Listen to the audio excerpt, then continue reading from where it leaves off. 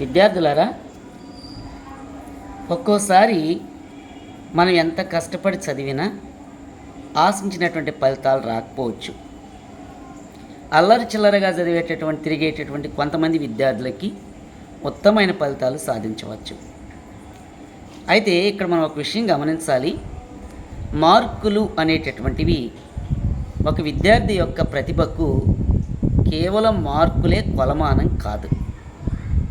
ఇటీవల ఆంధ్రప్రదేశ్ ప్రభుత్వం ప్రకటించినటువంటి ఎస్ఎస్సి ఫలితాల్లో ఉత్తరాంధ్ర కాకినాడకి చెందినటువంటి ఒక విద్యార్థిని 600 మార్కులకు గాను 600 మార్కులు సాధించిందని విన్నాను మీడియా ద్వారా. అదేవిధంగా ఒక్క మార్కుతో 1,85,000 మంది ఫెయిల్ అయ్యారని మీడియా తెలియజేసింది, వివిధ వార్తాపత్రికలు. అంటే దీన్ని బట్టి మనకేమర్థమైంది? అదృష్టమో లేకపోతే దురదృష్టమో మన ఫలితాలను నిర్ణయించదు. ఏదో ఎక్కువ మార్కులు సాధించిన వారు మంచి అదృష్టవంతులని, తక్కువ మార్కులు సాధించినటువంటి వారు దురదృష్టవంతులని కాదు.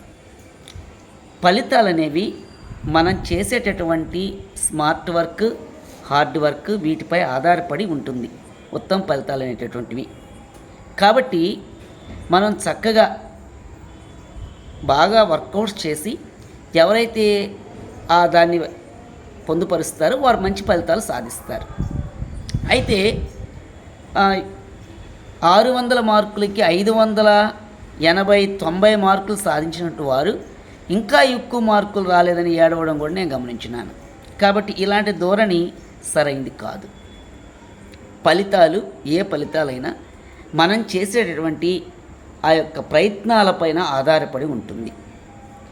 ఇంకోటి ఏంటంటే, చదువుల్లో సరిగా రాణించలేనటువంటి విద్యార్థులు వాళ్ళు వివిధ రంగాల్లో మంచి ప్రతిభ కనపరచవచ్చు.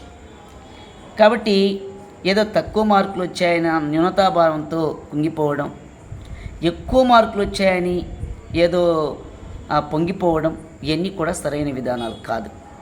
మనం ఎక్కడ వెనకబడ్డాం అనేదాన్ని మనం పునః పరిశీలించుకోవాలి.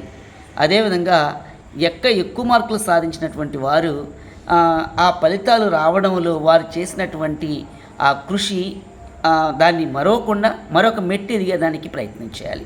ఆ విధంగా ముందుకెళ్తే ఉత్తమమైన ఫలితాలు సాధించవచ్చని నేను అనుకుంటున్నాను. Thank you very much.